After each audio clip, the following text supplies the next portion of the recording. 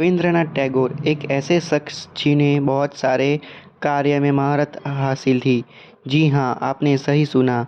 जैसे poem in Bengal, writing, painting, playwright, composer, philosopher, social reference और भी बहुत कुछ।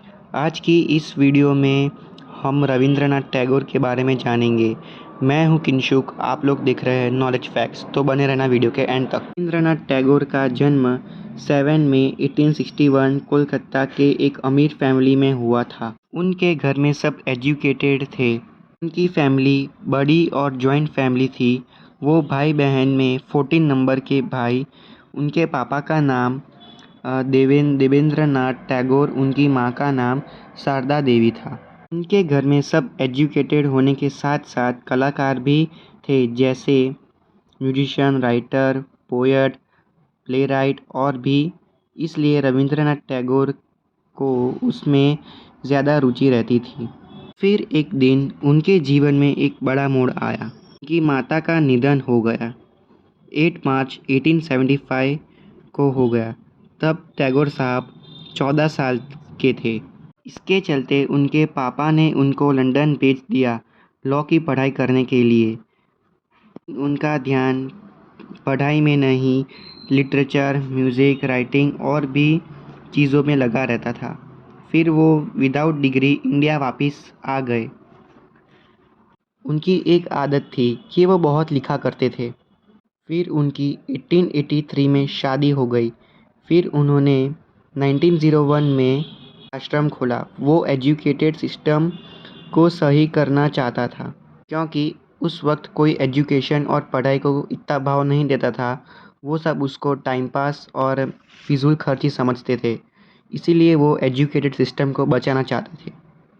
और वे वहाँ पोएम, लिटरेचर जैसे अनेक राइटिंग वाले चीज़ें सिखाते थे। सब कुछ अच्छा चल रहा था, लेकिन बीच में एक दूसरा मोड़ आया। उनकी वाइफ मिरिलिना देवी की मौत हो गई। उनके पापा और 2 बच्चों की भी मौत हो गई। उनकी याद में टैगोर साहब पोएम, लिटरेचर और अनेक कविताएं लिखा करते थे।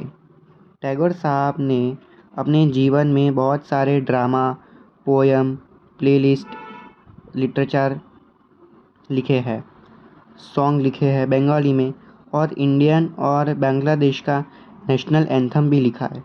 और उनको ये कार्य की वजह से ब्रिटिश गवर्नमेंट ने 1913 में उन्हें नोबेल प्राइज़ दिया था।